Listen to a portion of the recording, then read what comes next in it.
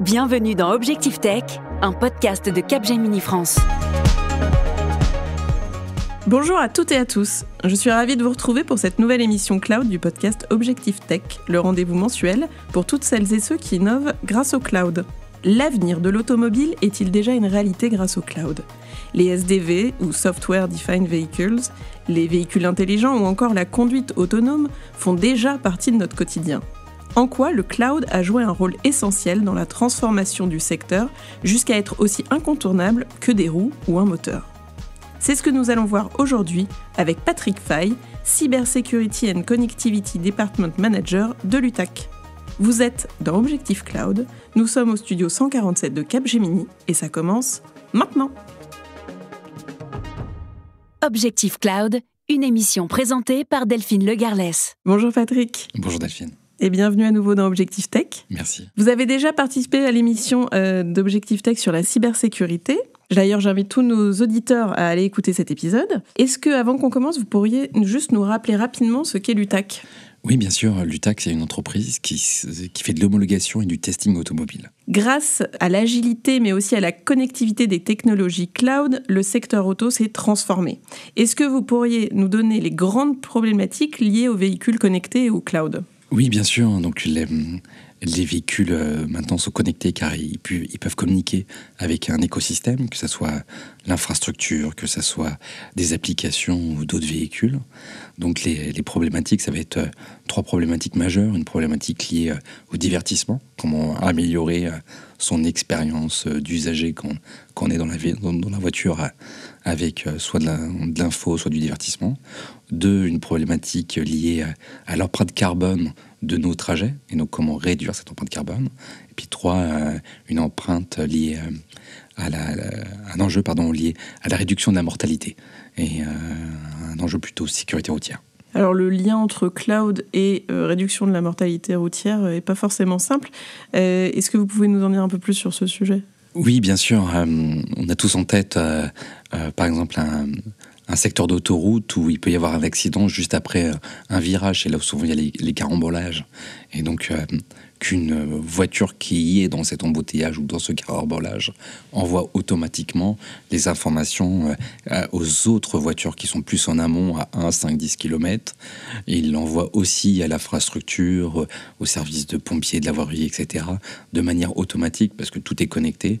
Et ça a de la valeur pour l'ensemble des usagers. Et ça, c'est déjà le cas, cette communication à tous les... Et ça existe, il y a déjà des briques qui existent et qui sont plus ou moins implantées. Il y a des pays où il y a des briques qui sont, par exemple, près de l'aéroport de Séoul, en Corée du Sud.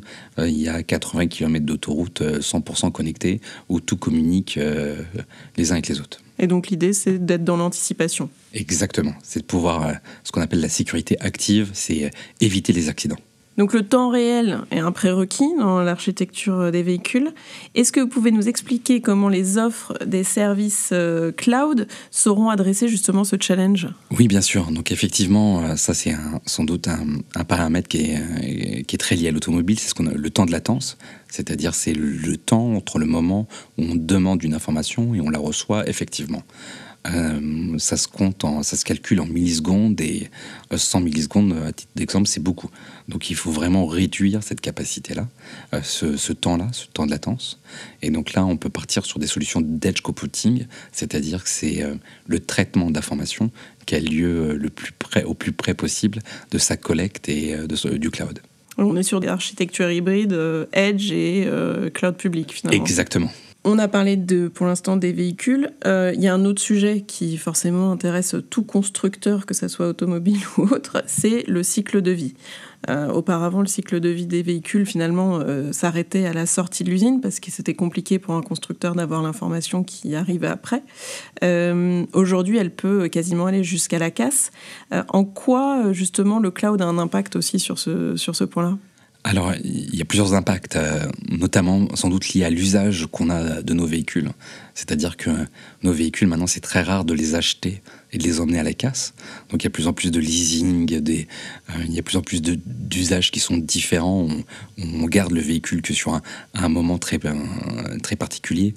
Et le véhicule appartient toujours au constructeur automobile dans beaucoup d'offres. Et on est de plus en plus dans la mise à jour des véhicules tout au long de la vie du véhicule, ce qu'on appelle des software updates. Donc c'est tout ce qui est software defined véhicule, c'est-à-dire la capacité qu'a le véhicule à recevoir régulièrement des mises à jour. Ça a deux intérêts. Un intérêt de qualité, c'est-à-dire s'il y a un bug avant, on allait dans un garage qui nous branchait une valise et qui nous mettait une mise à jour. Donc là, on n'a plus besoin de ça. Et ça a un intérêt aussi de loisir avec des options qui sont activables ou désactivables à distance. Oui, vous m'aviez parlé de l'option d'été, quand on sait qu'on va conduire longtemps sur des longues distances. Oui, par exemple, c'est Tesla qui propose ça, c'est-à-dire des options de régulateurs de vitesse très spécifiques. C'est un abonnement que Tesla propose l'été, l'été quand vous voulez, mais pour faire des grandes distances sur un nombre de mois. Et finalement, vous avez une voiture qui est définie à votre usage et à ce que vous souhaitez en faire, et vous ne payez pas les options quand vous les utilisez pas. Et on avait aussi parlé pendant la préparation du podcast du fait que le cloud n'est pas disponible partout pareil, et que du coup la mise à jour et tous les véhicules sont différents parce que les mises à jour sont pas les mêmes partout. En quoi justement peut-être les clouders vont changer leur offre et vont verticaliser l'offre autour de l'automotive pour répondre aussi à ces enjeux? Oui.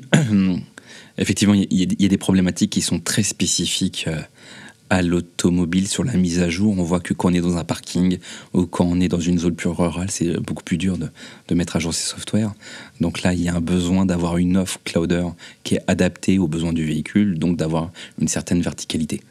Et en parallèle, il y a peut-être un effort de tout l'écosystème automobile qui est d'expliquer aux usagers, parce que c'est pas si simple de mettre à jour son véhicule. Cet été, on a beaucoup parlé de la ville de Sète qui a été bloquée parce que quelqu'un a mis à jour son véhicule à un feu rouge. Et si personne ne lui a dit, si personne ne lui a expliqué comment ça fonctionnait, c'est normal que ça arrive. Et donc il y a un peu d'éducation et de pédagogie à faire pour l'ensemble des usagers. Les véhicules donc sont faits pour se déplacer et pas être coincés au feu rouge. Bien sûr.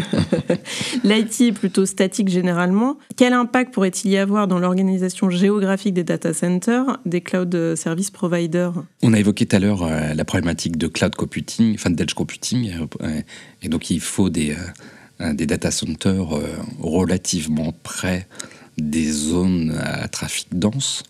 Alors qu'aujourd'hui, pour des raisons qui sont soit économiques ou soit thermiques, on privilégie là où le foncier est moins cher ou dans des zones où il fait moins chaud pour pouvoir refroidir les serveurs. Alors que la problématique de l'automobile, c'est d'avoir la data accessible, et donc là, dans les zones de très forte densité, dans les bassins de population, etc. etc. Oui, donc même si on ne parle pas de cloud de confiance, il faut quand même que la donnée soit au plus proche des villes ou en tous les cas des utilisateurs. Exactement. Les prochaines étapes pour les véhicules, c'est l'autonomie. C'est à quel moment on va arrêter de conduire finalement et laisser le véhicule faire pour nous. C'est une évolution qui est possible justement grâce au cloud ? Oui, on évoque 5 niveaux d'autonomie. Aujourd'hui, tous les véhicules qui sortent dans la rue ont un niveau minimum qui est le niveau 2, c'est-à-dire certaines aides à l'autonomie, comme les régulateurs de vitesse, comme des freins automatiques avant d'avoir un accident. Il y a certains véhicules plutôt premium en Europe qui sont vendus avec un niveau 3. Le niveau 4, c'est les navettes autonomes. Donc, c'est des transports en commun qui sont autonomes. Et le niveau 5, c'est ce qu'on appelle les robots-taxis. Donc vous allez de n'importe où à un autre endroit. Et ça, c'est pas vendu en Europe. Il y a quelques essais qui sont faits aux États-Unis, à San Francisco ou dans l'Arizona. Le niveau 4 et le niveau 5, par exemple, si je prends l'exemple du niveau 4, qui sont des navettes autonomes, qui sont des transports en commun, vous n'avez pas de conducteur, mais vous avez quand même quelqu'un qui regarde ce qui se passe, mais de manière débarquée dans un centre opérationnel. Et une personne va voir à distance 4 ou 5 navettes. Et donc là, il y a un flux d'informations. On parle de téraoctets chaque jour qui remontent pour être capable de voir la vidéo, de comprendre ce qui se passe, d'anticiper, de réagir en cas d'accident, etc., etc., etc. Donc le cloud permet ce genre d'application, oui, tout à fait. On n'est pas encore dans un film de science-fiction. Pas encore. Vous parlez justement de teraoctets. J'ai une question sur les données. Toutes ces données qui sont collectées, ça donne aussi un autre aspect aux constructeurs, c'est-à-dire que c'est un autre point de vue business qui s'ouvre à eux. Comment ils monétisent ces données? Qu'est-ce qu'ils en font de ces données? Est-ce que ça ouvre des portes aux constructeurs? Oui, ça ouvre des portes. Je pense qu'on n'en est qu'au démarrage de la monétisation. Il y a, dans le terme dans l'automobile, mais on peut imaginer beaucoup d'applications différentes. On sait que si vous allez à 300 km de chez vous et que vous avez un véhicule électrique, maintenant votre voiture peut vous proposer la station de charge la plus proche, de vous le réserver.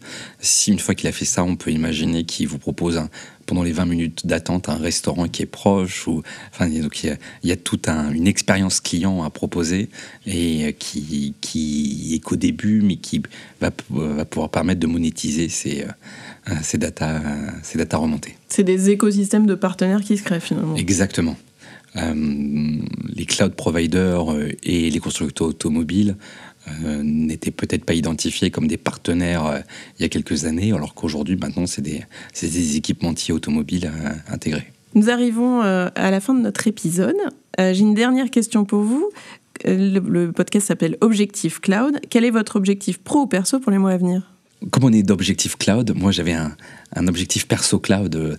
J'ai tout le temps des offres des propositions d'offres pour augmenter ma taille de cloud sur mon téléphone, sur mes mails, etc. Et je me dis que j'étais pas tout le temps frugal sur mes données. J'enregistre 1500 photos sur mon téléphone, que ce soit mon emplacement de parking ou autre, et que de temps en temps on abuse un peu de la volonté d'instantanéité de ces données-là, et qu'on sait parfois l'impact écologique que ça peut avoir, et qu'il y avait peut-être parfois des nouvelles disciplines à avoir. Un nouvel usage du cloud. Merci beaucoup Patrick d'être venu répondre à mes questions. Merci Delphine. Merci à toutes et à tous d'avoir écouté Objectif Cloud. Abonnez-vous à Objectif Tech pour ne manquer aucun épisode. On se retrouve le mois prochain sur vos plateformes de streaming préférées.